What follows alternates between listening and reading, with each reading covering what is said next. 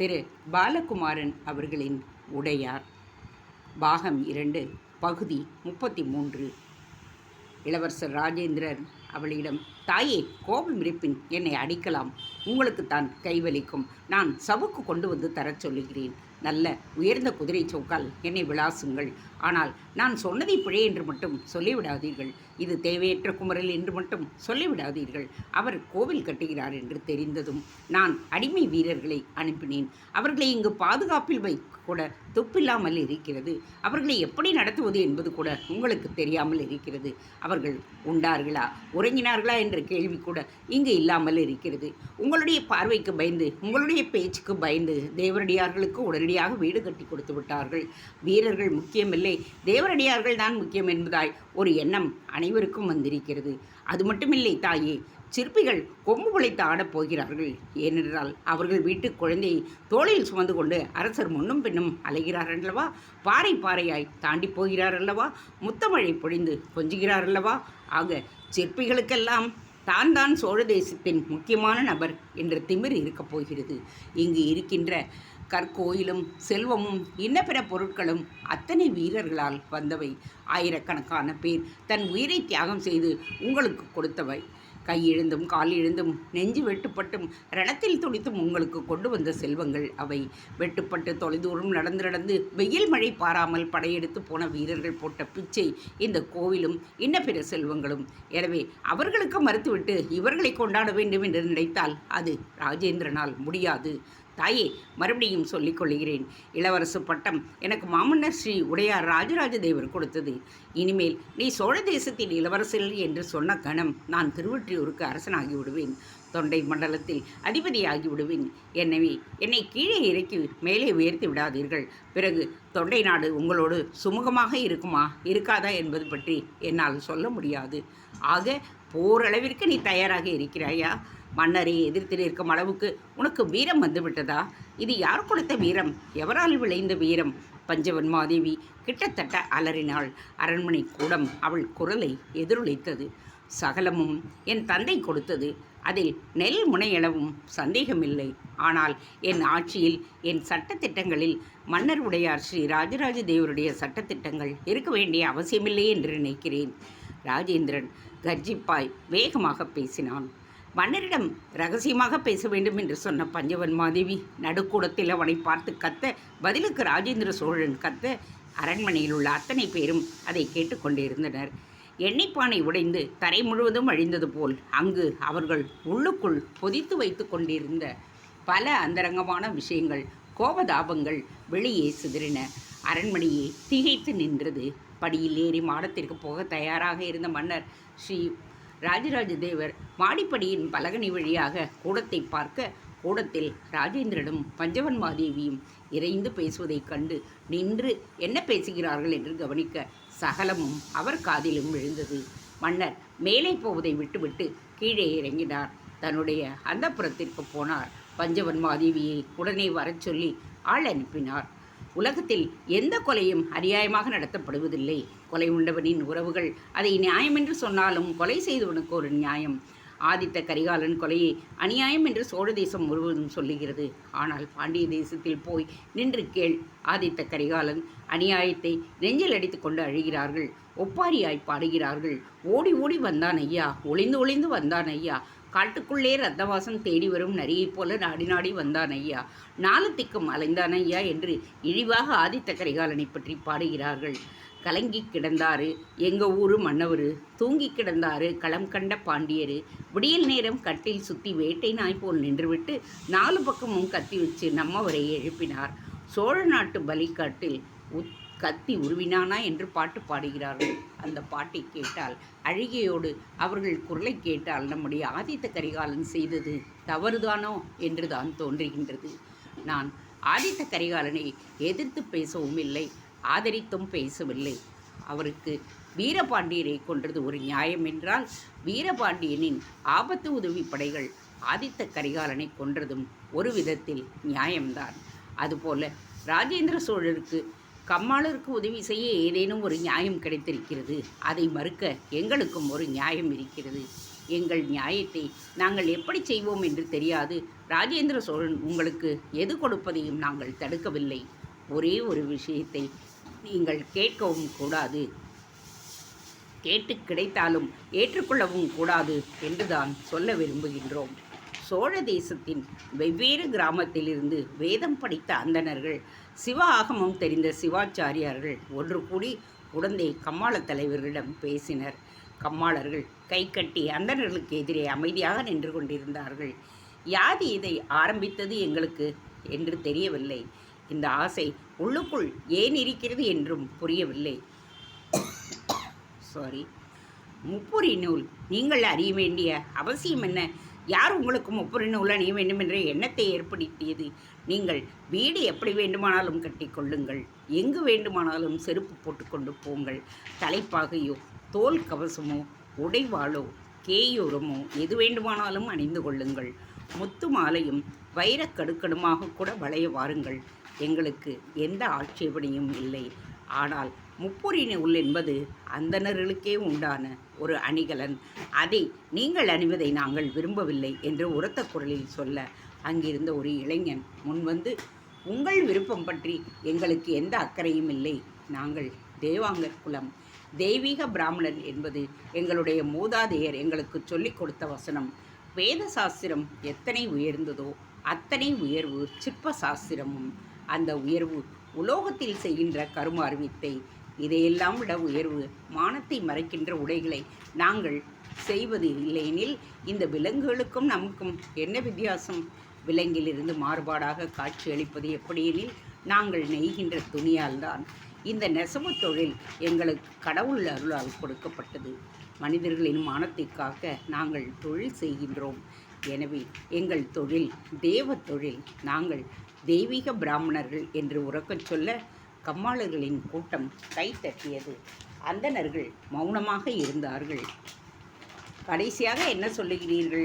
அந்தணர்களின் தலைவன் உரக்க கேட்டான். எங்கள் கோரிக்கைகளில் முதன்மையானது முப்புரி நூல் அணிவது, பிறகுதான் மற்றதெல்லாம். அந்த இளைஞன் உரக்கச் சொன்னான். வயதில் நீ இளைஞனாக இருக்கிறாய், அதனால்தான் துடுக்குத்தனமாக பேசுகிறாய். உன்னை சார்ந்த பெரியோர்கள் மௌனமாக இருக்க நீ முன் வந்து பேசுவது நல்லதல்ல. எங்களிலும் இளைஞர்கள் இருக்கிறார்கள், யாரேனும் வாய் திறக்கிறார்களா? ஒரு அந்தரன் அதட்டினார். உங்கள் குல ஒழுக்கம் பற்றி எங்களுக்கு எந்த அக்கறையும் கிடையாது. ஆனால் எங்களில் உள்ள பெரியோர்கள் உங்களிடம் பேச அச்சப்படுகிறார்கள், உங்களை பெரிதாக கொண்டாடுகிறார்கள். இளைஞர்களாகிய நாங்கள் அந்தணர்களாகிய உங்களை ஒருபொழுதும் பெரியவர்களாக முக்கியமானவர்களாக நினைக்கவில்லை. நீங்கள் இல்லாமலும் எங்களால் வாழ முடியும். நீங்கள் காலம் காலமாய் எங்களை ஏமாற்றிக் கொண்டிருக்கிறீர்கள் என்பது எங்களுடைய கருத்து. எனவே எதுவும் பேசாமல் வழக்கம்போல் அண்டிப்பிழைக்கிற உங்கள் வேலையை பாருங்கள்.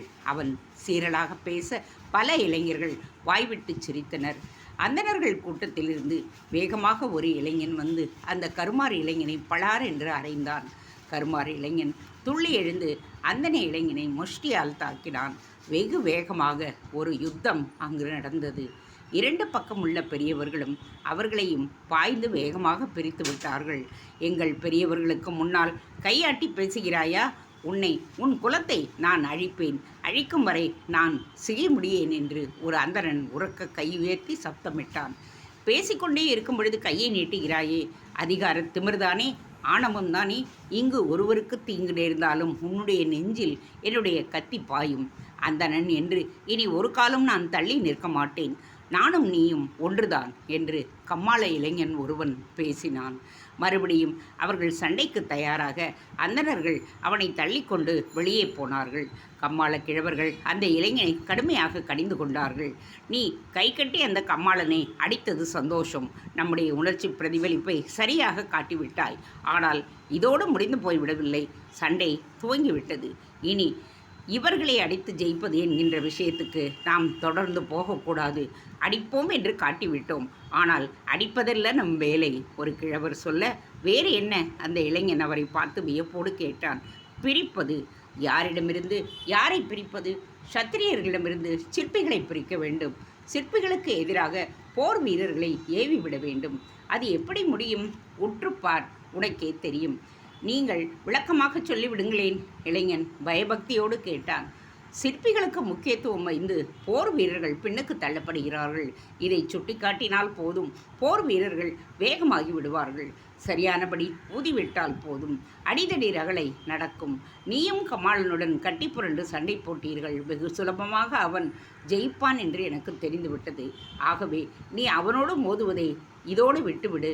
அவனோடு மோத நம் ஆட்களை தயார் செய்வோம். சத்திரியர்களை ஏற்பாடு செய்வோம். மற்றவர்களை ஊக்குவிப்போம். அவர்கள் மெல்ல பேசி தூண்டுவோம். அவர்களை விட்டு கம்மாளர்களின் முதுகெலும்பை முறிக்கச் செய்வோம். பூநூலையா கேட்கிறாய்? குடலை உருவி மார்பில் போடுகிறேன், போட்டுக்கொள் என்று காவிப்பல் தெரிய அந்தனர் சிரித்தார். மற்றவர்களும் சிரித்தார்கள். அவர்களின் சிரிப்பில் குரூகரம் இருந்தது.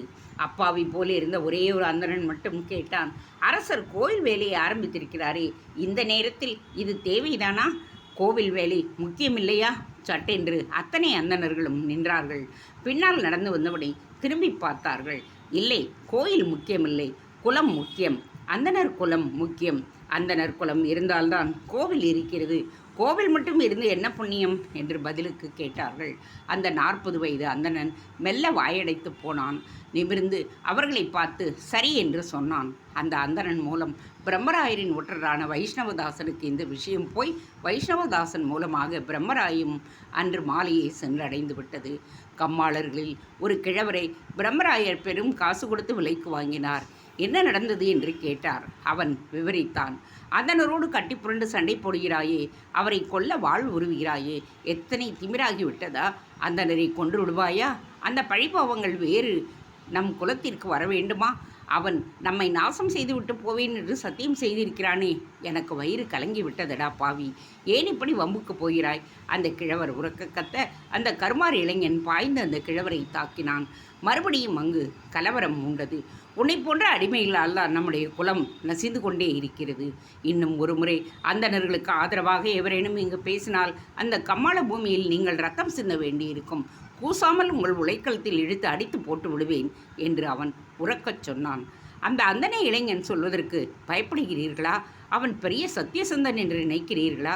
தேவரடியார்கள் பின்னால் ஓடுகின்ற நாய் அவன். அவன் யார் என்று எனக்கு தெரியும். இதோ உங்கள் முன்பு நான் சபதம் செய்கின்றேன்.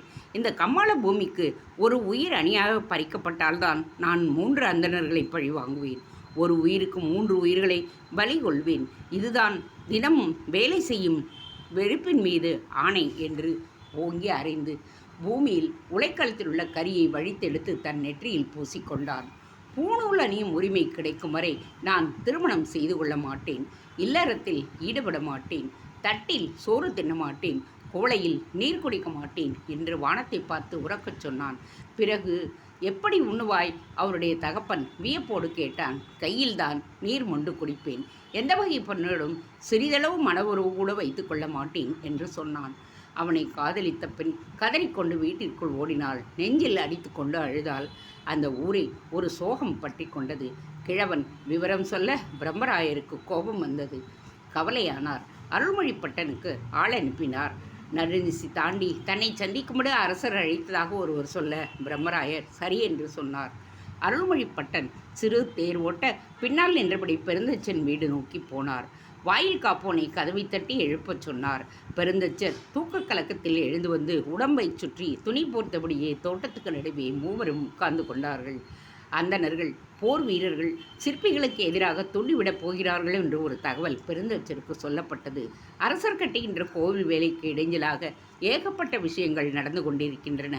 எனவே சிற்பிகள் எவரோடும் கலக்காமல் எது பற்றியும் பேசாமல் மிக மௌனமாக தங்கள் வேலையை செய்து கொண்டிருக்க வேண்டும். இது மிக தெளிவாக எல்லா சிற்பிகளுக்கும் சொல்லப்பட வேண்டும். கல் தூக்க அடிமை வீரர்களை மட்டுமே உபயோகப்படுத்துவார்கள். சோழ வீரர்களை சிற்பிகளுக்கு அருகே கூட பிரம்மராயர் அனுப்ப மாட்டார். எனவே அடிமை வீரர்களை உற்சாகப்படுத்தி அவர்களுக்கு நல்ல உணவு கொடுத்து அவர்களோடு இதமாக பேசி சிற்பிகள் பழக வேண்டும். அவ்விதமான உத்தரவுகள் பெருந்தச்சர் பிறப்பிக்க வேண்டும். பெருந்தச்சரும் மிகவும் கவனமாக இருக்க வேண்டும். எப்பொழுதும் காவலாட்களுடன் தான் இருக்க வேண்டும். அரசருக்கு உண்டான ஆபத்துதவிகள் 6 பேர் பெருந்தச்சர் காவலுக்காக அனுப்பப்படுவார்கள். பகல் இரவு என்று அவர்களே வேலையை பகிர்ந்து கொள்வார்கள். ஆபத்து உதவிகளை தவிர வேறு எந்த சோழ வீரர்களோடும் எதுவும் எந்தவித சம்பாஷணையும் வைத்து கொள்ள வேண்டாம் என்று அவருக்கு சொல்லப்பட்டது. சரி என்று அவர் கவலையோடு சொன்னார். எப்பேற்பட்ட வேலை நடக்கிறது, யாருக்காவது தெரிகிறதா? உலகம் வியக்கின்ற ஒரு மகத்தான வேலையில் அரசர் ஈடுபட்டு இருக்கிறாரே, இது யாருக்காவது தெரிகிறதா? எத்தனை விதமான தொந்தரவுகள் கொடுக்கிறீர்கள் ஐயா. இது அடுக்குமா? இந்த சோழ தேசம் உருப்படுமா? வெற்றி பெற்று விட்டோம். யாரிடமிருந்து வெற்றி பெற்று விட்டோம்? சாளுக்கியர்களை ஜெயித்தால் போதுமா? நம்மிடமிருந்து நம்மை யார் காப்பாற்றுவது? நமக்குள்ளேயே ஏற்படுகின்ற பிரிவினையை எவர் போக்குவது? இது எங்கு போய் முடியும் என்று தெரியவில்லையே. ராஜேந்திர சோழர் சற்று மௌனமாக இருந்திருக்கலாம். எல்லாவற்றிற்கும் காரணம் அவர்தான். இன்னும் விளையாட்டு பிள்ளையாக விவரமறியாத இளைஞராகவே இருக்கிறார். அவர்தான் எல்லா சண்டைகளுக்கும் காரணம். உரத்த குரலில் பெருந்தச்சர் பேச, சற்று மௌனமாக இருக்கிறீர்களா? அதட்டலாக பிரம்மராயர் பெருந்தச்சரை அடக்கினார். ராஜேந்திரனை குறித்து இழிவாக பேசியது அருள்மொழிப்பட்டனுக்கு வலித்தது. பெருந்தச்சரை முறைத்து பார்த்தான். ராஜராஜ பெருந்தச்சர் தன் எதிரே உட்கார்ந்திருந்த அருள்மொழிப்பட்டன் என்பதை மறந்து போய் பிறகு சட்டென்று தான் நினைவு கூர்ந்தார். ஆனாலும் ராஜேந்திரனை பற்றிய தன் கூச்சலை நியாயப்படுத்த விரும்பவில்லை. நீ ராஜேந்திரனுடைய வலதுகை என்பது எனக்கு தெரியும். இளவரசர் ராஜேந்திரர் நம்முடைய மன்னர் உடையார் ஸ்ரீ ராஜராஜ தேவருக்கு நெருக்கமாக இல்லை என்பதும் தெரியும். நீ போய் ராஜேந்திரனிடம் என்னுடைய கவலையை, என்னுடைய குறையை நான் இப்படி சொன்னதாக போய் சொல். எல்லா சண்டைகளுக்கும் இளவரசர் ராஜேந்திரன் தான் காரணம். ராஜேந்திரரை மௌனமாக இருக்கும்படி சொல், நான் சொன்னதாக சொல் என்று அவர் மறுபடியும் சொல்ல, பிரம்மராயர் தலையில் கை வைத்து கொண்டார். மேல் துண்டை உதறிவிட்டு கிளம்பி தேர் ஏறினார். அருள்மொழிப்பட்டன் குதிரையை ஓட்டினான். அருள்மொழி பிரம்மராயர் மெல்ல அழைத்தார். அவன் தேர் நிறுத்தினான். அவன் முகம் கருத்து கிடந்தது. கண்கள் சிவந்து இருந்தன. இதை இத்தோடு விட்டுவிடு. ராஜேந்திரனிடம் இதை சொல்லாது. சோழ நாடு பல்வேறு வேதனைகளில் சிக்கி தவித்து கொண்டிருக்கிறது. இந்த கோயில் பெரும் கோயிலாக வர வேண்டுமென்றால் தயவு செய்து உன்னை கெஞ்சி கேட்டுக்கொள்கிறேன். இத்தோடு விட்டுவிடு. பிரம்மராயர் அருள்மொழியை பார்த்து சொந்த மகனை பார்த்து கையை கூப்பினார். அருள்மொழி சேனத்தை விட்டு ஓடி திரும்பி சட்டென்று தந்தையை தழுவிக்கொண்டான். உங்கள் கவலை புரிகிறது ஐயா. எத்தனை வேதனையில் நீங்கள் இருக்கிறீர்கள் என்று புரிகின்றது. அரசரை விட, அரசியை விட, அரசரின் நெருக்கமான பஞ்சவன் மாதேவியை விட, ஏன் இளவரசரை விடவும் உங்களுக்குத்தான் பொறுப்புகள் அதிகம். பொறுப்பில்லாமல் பெருந்தச்சர் இத்தனை வயது கடந்தும் வாய்க்கு வந்தபடி பேசுகிறார். அவரை மன்னர் கொண்டாகிறார் என்பதால் இளவரசர் ராஜேந்திரரை வெகு சுலபமாக இழிவுபடுத்துகிறார். இளவரசரை இழிவுபடுத்துவதற்கு யாருக்கு அதிகாரம் உண்டு? இவருக்கு யார் இந்த அதிகாரத்தை கொடுத்தது? அரசர் அங்கு இருந்திருந்தால் முகம் சொலுத்திருப்பார். ஐயன், நீங்கள் என்னை கெஞ்சி கேட்க வேண்டாம். உங்கள் கவலை எனக்கே புரிகின்றது. ஒரு காலம் இந்த அருள்மொழிப்பட்டன் இது குறித்து இளவரசர் ராஜேந்திரனிடம் வாய்த்திறந்து பேச மாட்டான். இது சத்தியம் ஐயன், உங்கள் மீது சத்தியம். ஆனால் தயவு செய்து அந்த கிழவர் பெருந்தச்சரின் வாயை அடக்கி வையுங்கள். உலகத்தில் இதுவே முதல் கோவில் அல்ல. இதுபோல பல கற்றளிகள் பல தலைமுறைகளில் கட்டியிருக்கிறார்கள் என்று சொல்லுங்கள். சுந்தர சோழர் கட்டாத கோவிலா இவர் கட்டிவிடப் போகிறார்? இந்த வேலை உன்னதமான வேலைதான். அரசர் செய்வது மிகப்பெரிய முயற்சிதான். ஆனால் அது இவரால் தான் ஆகிறது என்று சொன்னால் அது அபத்தம். இத்தனை ஆட்கள் இங்கு வருவதற்கும் வேலை செய்வதற்கும் உண்டான பொருளாதார அடிப்படையே சோழ தேச வீரர்கள் செய்தார்கள். இளவரசர் ராஜேந்திரனுடைய வீரம்தான் இத்தனை செல்வத்தையும் இங்கு கொண்டு வந்து கொட்டியிருக்கிறது. உயிர் விட துணிந்து பல கனகங்களை கடந்து ஆறுகளும் மலைகளும் தாண்டி நமது வீரர்கள் நமது இளவரசர் ராஜேந்திரர் காட்டிய வேகம் நம்மை உயர்த்தி இருக்கிறது. இது ராஜராஜ பெருந்தச்சரால் ஆகவில்லை என்று தயவு செய்து அவருக்கு உணர்த்துங்கள் ஐயன். நீங்கள் பல்வேறு இடங்களில் மௌனமாக இருக்கிறீர்கள் ஐயன். வெறும் ஒரு வார்த்தை மட்டும் சொல்லிவிட்டு வெளியே போகிறீர்கள். நீங்கள் இன்னும் காணும்படியாகவும் உரத்த குரலில் பேச வேண்டிய நேரமும் வந்துவிட்டது ஐயன். நீங்கள் இளவரசர் ராஜேந்திரரை பற்றி என்ன நினைக்கிறீர்கள்? அருள்மொழி அப்பாவுக்கு ஆதரவாக பேசிவிட்டு அப்பாவுடைய எண்ணம் என்னவென்று தெரிந்து கொள்வதற்காக கடைசியாக கேள்வியையும் கேட்டான். உடனடியாக பதில் சொல்வதற்கு பிரம்மராயருக்கு பிடிக்கவில்லை. தன் மனதை திறந்து பதில் சொல்ல வேண்டி இருக்குமோ என்று வருத்தப்பட்டிருக்கார். ஆனாலும் பதில் சொல்லித்தான் ஆக வேண்டும் என்கிற நிலைமைக்கு தள்ளப்பட்டார். சோழ தேசத்தின் எதிர்காலம் ராஜேந்திரன். இப்பொழுது இருப்பதை விட மிக உன்னதமான நிலைக்கு இந்த சோழ தேசம் வரப்போகின்றது. அருள்மொழி, பாரத கண்டத்தில் உள்ள எந்த அரசரும் செய்யாத ஒரு மகத்தான காரியத்தை ராஜேந்திர சோழன் செய்ய போகின்றான். இளவரசன் ராஜேந்திரன் கடல் கடந்த பல தேசங்களை வென்று வாகை சூடி இன்று இருப்பதைப் போல் 10 மடங்கு செல்வத்தோடு ஊர் திரும்பப் போகின்றான். சோழ தேசத்தை வளமாக்கப் போகின்றான். காவிரியின் பல கிளைகள், பல கால்வாய்கள் வெட்டப்பட்டு வறண்ட எல்லா பிரதேசங்களுக்கும் செழுமையான நெல்வயல்களாக அவை மாற்றப்படும். இன்னும் அற்புதமான கோவில்களும் கட்டப்படும். இதை நான் சொல்லவில்லை, குடந்தை ஜோதிடர் சொல்கிறார். குடந்தை ஜோசியர் சொல்லி ஒரு விஷயமும் இதுவரை தோற்றதில்லை. ராஜேந்திரன் உன்னதமானவன் என்பதில் எனக்கு எந்த சந்தேகமும் இல்லை. ஐயன், இன்னும் ஒரே ஒரு கேள்வி கேட்கின்றேன். இளவரசர் ராஜேந்திரனிடம் உங்களுக்கு ஏதேனும் பிணக்கு உண்டா? ராஜேந்திரர், கம்மாளர்களுக்கு ஆதரவாக பேசுவது தவறு என்று நீங்கள் நினைக்கிறீர்களா? ராஜேந்திரன், கம்மாளர்களுக்கு ஆதரவாக பேசுவது தவறில்லை. அவருடைய நன்றி விசுவாசம், கம்மாளர்களுடைய முக்கியத்துவம் எனக்கும் புரிகின்றது. ஆனால் அதை இப்பொழுது சொல்லி இருக்க வேண்டாம். ஆட்சிக்கு பின் தானாக செய்திருக்க வேண்டிய விஷயத்தை தமக்கடித்து சொல்ல வேண்டிய அவசியம் என்ன? ராஜேந்திரன் மௌனமாக இருப்பது நல்லது என்பதுதான் என்னுடைய அபிப்பிராயம். அரசர் என்பவர் செயலில் ஈடுபடுவதே உத்தமம் என்பது என் எண்ணம். ராஜேந்திரனை மௌனமாக இருக்கச் சொல்ல எனக்கு அதிகாரமில்லை. நண்பன் என்கின்ற முறையில் ராஜேந்திரனுக்கு நீ அறிவுறுத்தலாம். எல்லா விஷயத்தையும் உள்ளுக்குள் தேக்கி வைத்து கொண்டு அரசராக பணியேற்ற மறுநாளிலிருந்து செயல்படுத்த துவக்கலாம். இது உடையார் ஸ்ரீ ராஜராஜ தேவரின் சோழ பூமி. இங்கு அவருக்கு கீழ்தான் சகலரும் இருக்க வேண்டும். ஒரே உரையில் 2 கத்திகள் இருக்கக்கூடாது. ராஜேந்திரன் கத்தியாக பளபளைக்கிறார். அது கவலையாக இருக்கிறது. யாரையும் அவர் தண்டித்து விடாமல் இருக்க வேண்டுமே என்று யோசனையாக இருக்கிறது. மறுபடியும் அந்தணர்களை பகைத்து கொள்ள நேருமோ இந்த சோழ பூமி என்று பயமாகவும் இருக்கிறது. மறுபடியும் என்றால் அந்தணர்களை பகைத்து கொண்டதன் விளைவுதான் ஆதித்த கரிகாலனின் மரணம். ராஜேந்திர சோழனை கவனமாக பார்த்துக்கொள். ஏன் ஐயன், ஏன் அப்படி சொல்லுகிறீர்கள்? குடந்தை அந்தணர்களுக்கும் தஞ்சை அந்தணர்களுக்கும் அவர்கள் யாவரும் எதற்கும் துணிந்தவர்கள், எதுவும் செய்ய தயங்காதவர்கள். இதோடு இந்த விஷயத்தை நாம் நிறுத்தி கொள்ளுவோம். அவர் சொல்ல சொல்ல அரண்மனை கதவு விரிய திறந்து அகழி மீது பாலம் போடப்பட்டது. பிரம்மராயரின் சிறு தேர் உருண்டு அரண்மனைக்குள் நுழைந்தது. பிரம்மராயர் நுழைந்த அடுத்த கணமே சில தீப்பந்தங்கள் ஏற்றப்பட்டன. அரசர் படி இறங்கி நடு முற்றத்திற்கு வந்தார். பிரம்மராயரும் அருள்மொழியும் கை கூப்பினர்.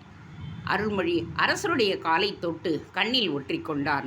அருள்மொழியை அரசர் உடையார் ஸ்ரீ ராஜராஜ தேவர் மெல்ல அணைத்து கொண்டார். என்னை சுற்றி என்னவெல்லாமோ நடக்கிறது பிரம்மராயரே. எனக்கு தெரியாமல் என்னவெல்லாம் நிகழ்கின்றன, எனக்கு விளக்கமாக சொல்லுங்கள் என்று அவர் நிதானமாக கட்டளையிட்டார்.